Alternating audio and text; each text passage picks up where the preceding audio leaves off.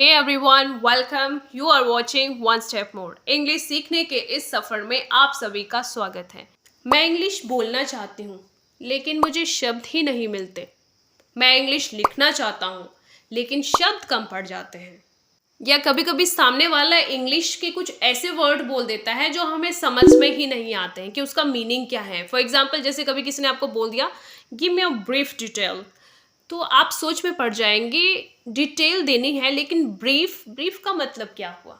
अगर सामने वाला आपको बोलेगा give me a short detail, तो आपको समझ में आ जाएगा कि शॉर्ट का मतलब होता है छोटा। लेकिन अगर किसी ने बोल दिया कि give me a brief detail, अगर आपको ब्रीफ का मीनिंग पता नहीं होगा तो आपको समझ में ही नहीं आएगा कि सामने वाला आपसे चाहता क्या है। तो अगर आपके साथ में भी कुछ कुछ ऐसा होता है कि सामने वाला बोलता कुछ है, आप समझते कुछ हो, आप लिखना चाहते हो लेकिन वर्ड कम पड़ जाते हैं, आप बोलना चाहते हो लेकिन वोकेबलरी ख़त्म हो जाती है, तो बिल्कुल भी टेंशन मत कीजिए, क्योंकि आज आप सीखने वाले हैं सिनोनिम्स। सिनोनिम्स क्या होते हैं? Words which have same or almost the same meanings are called synonyms. यानी कि ऐसे शब्द जिनका लगभग एक जैसा अर्थ होता है या एक जैसा मतलब होता है, उन्हें हम सिनोनिम्स कहते हैं, यानी समानार्थी शब्द, एक जैसे अर्थ वाले शब्द कहते हैं। Again very very very important topic, चाहे competitive exam point of view से हो, spoken English point of view से हो, या राइटिंग स्किल को इम्प्रूव करने के पॉइंट ऑफ व्यू से हो, बहुत ही ज़्यादा इम्पॉर्टेंट टॉपिक है। तो आज ही दिमाग में बिठा लेना है, वीडियो के साथ साथ में ही लर्न करना है, बोलना भी है, because pronunciation is also very very important. जब आप बोलेंगे तभी आपको अपनी प्रोनाउंसिएशन भी समझ में आएगी, आप कैसे प्रोनाउंस कर रहे हैं वर्ड को।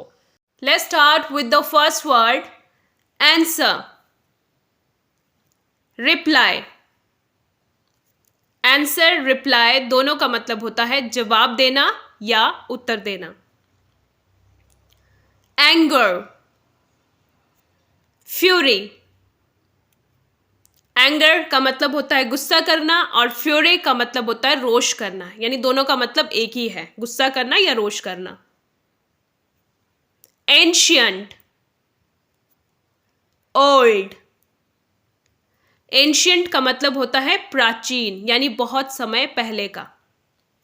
ओल्ड, ओल्ड का मतलब होता है पुराना, पुराना का मतलब भी यही होता है जो काफी समय पहले का है। तो एंशियंट और ओल्ड दोनों का मतलब एक ही होता है, प्राचीन या पुराना।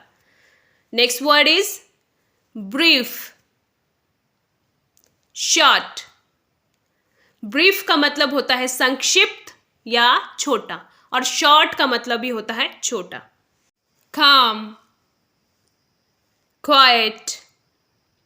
काम का मतलब होता है शांत, और क्वाइट का मतलब होता है शांत या चुप रहना। तो दोनों का मतलब एक ही है, शांत या चुप रहना। Correct, right. करेक्ट और राइट दोनों का मतलब होता है सही या ठीक। जब कोई चीज़ ठीक होती है तब हम बोलते हैं ऑल राइट या all correct. Decrease, reduce.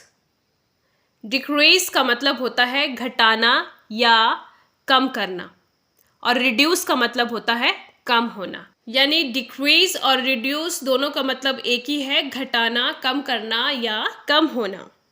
Next word is drowsy, sleepy.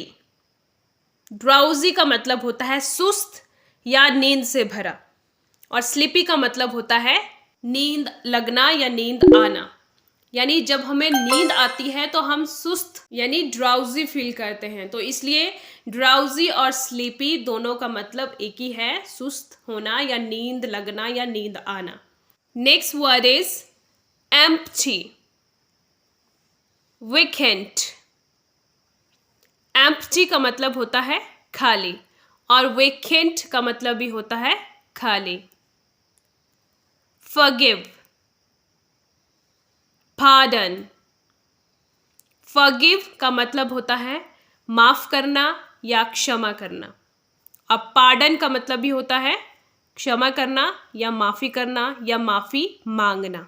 जैसे कभी होता है आपसे कभी कोई बात कर रहे हैं और आपको उनकी बात समझ नहीं आई, तो आप क्या बोलते हैं? Pardon please.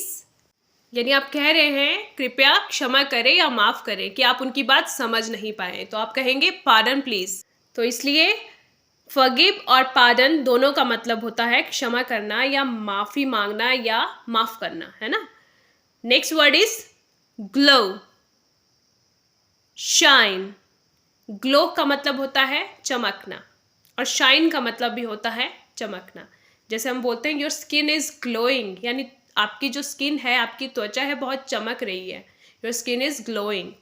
शाइन, शाइन का मतलब भी होता है चमकना, like your hair are shining, आपके बाल बहुत चमक रहे हैं, your hair are shining. Glow and shine दोनों का मतलब है चमकना या चमक। Help, assistance.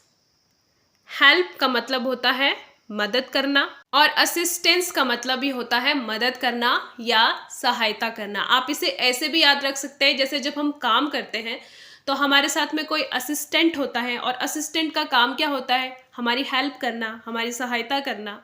तो यहीं से आप इस वर्ड को याद रख सकते हैं, असिस्टेंस। असिस्टेंट का मतलब होता है सहायक और असिस्टेंस का मतलब होता है सहायता करना, यानी हेल्प करना। तो असिस्टेंस और हेल्प दोनों का मतलब एक ही है, मदद करना, सहायता करना। Next word is honour. पहले तो आप इसकी प्रोनाउंसिएशन देख लीजिए, ये हॉनर नहीं है, स्पेलिंग एच से शुरू हो रही है, लेकिन एच यहाँ पर साइलेंट है, यानी आप इसे प्रोनाउंस नहीं करेंगे। तो ये वर्ड है ऑनर। ऑनर का मतलब होता है सम्मान या आदर करना।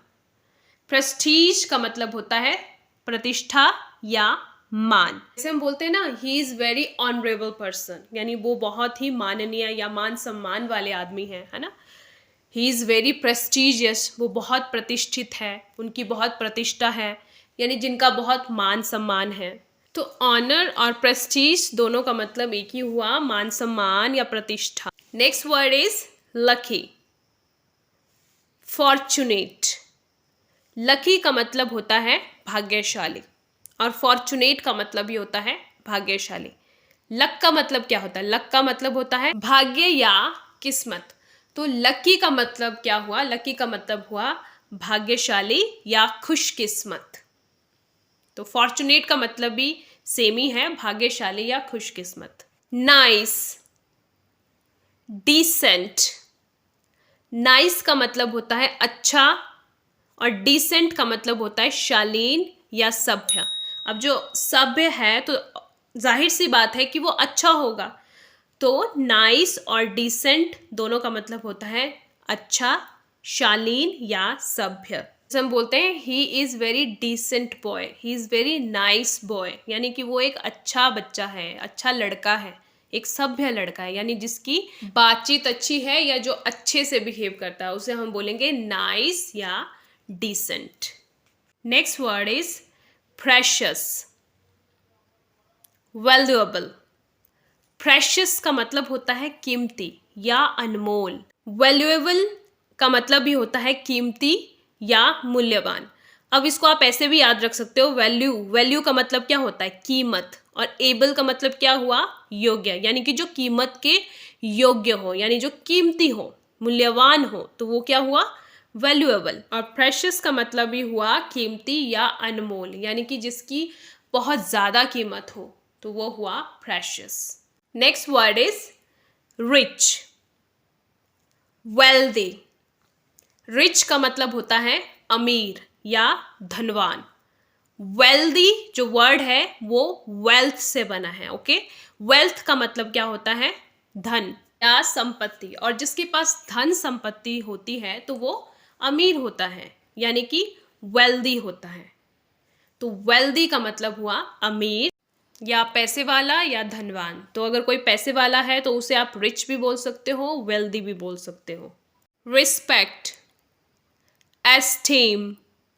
रिस्पेक्ट का मतलब होता है आदर करना या सम्मान करना, और एस्टीम का मतलब भी होता है सम्मान करना या मान करना। जैसे हम कभी किसी को बोलते हैं ना, सेल्फ एस्टीम नाम की भी तो कोई चीज़ होती होगी, या सेल्फ रिस्पेक्ट नाम की भी तो कोई चीज़ होती है। तो दोनों का मतलब एक ही है, सम्मान करना, आदर करना या इज्जत करना, okay. Wish, desire.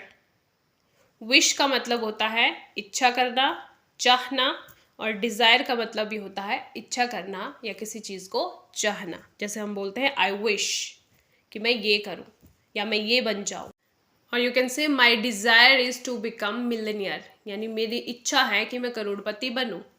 So wish और डिज़ायर दोनों का मतलब होता है इच्छा करना, चाहत रखना या कामना करना।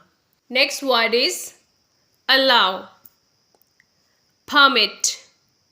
अलाउ का मतलब होता है अनुमति देना या इजाज़त देना या आज्ञा देना, और परमिट का मतलब भी होता है आज्ञा देना, इजाज़त देना। जैसे अगर हमें किसी के घर से जाना होता है तो हम क्या बोलते हैं कि अच्छा अब हम चलते हैं, हमें जाने की इजाज़त दे दो, अलाउ अस टू गो। या हम ऐसे बोलते हैं कि तुम्हें क्लास लगाने की इजाज़त है, you are permitted to attend the class.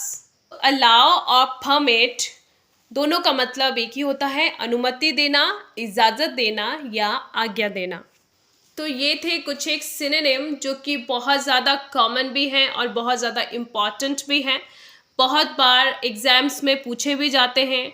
अगर आप रीडिंग राइटिंग करना चाहते हैं तब भी ये आपके लिए इम्पॉर्टेंट है, क्योंकि वोकेबलरी के बिना इंग्लिश रीड करना, राइट करना या बोलना it's a little bit quite difficult. तो आप इन सभी सिनोनिम्स को अच्छे से लर्न कर लीजिए, डेली के डेली प्रैक्टिस कीजिए, ताकि कभी भी कहीं भी एग्ज़ाम्स में पूछे जाएं या आपको राइटिंग करते समय आपके लिए वोकेबलरी कम ना पड़ जाए, या कभी कोई आपके साथ कुछ इस तरह का वर्ड बोल देता है तो आप एटलीस्ट समझ जाएं कि उस वर्ड का क्या मीनिंग है। मैंने एंटोनिम्स के ऊपर भी आपके लिए एक वीडियो बनाया है ऑलरेडी, आप उस वीडियो को भी देख लीजिएगा, लिंक मैं डिस्क्रिप्शन में दे दूंगी। और अगर आपको एंटोनिम और सिनोनिम पर और वीडियो इसी तरह की चाहिए तो आप मुझे वो भी कमेंट करके बता सकते हैं। और आज की क्लास अगर हेल्पफुल रही हो तो वीडियो को लाइक ज़रूर कर दीजिएगा और साथ ही फैमिली और फ्रेंड्स के साथ में शेयर भी कर दीजिएगा। इसी तरह की और वीडियो को देखने के लिए सब्सक्राइब करें चैनल वन स्टेप मोर, ताकि आपको मेरी हर वीडियो की नोटिफिकेशन सबसे पहले मिले। मैं बहुत जल्द मिलूंगी आपके साथ एक नई वीडियो में एक और इंटरेस्टिंग टॉपिक के साथ। Till then keep learning, take care and bye bye.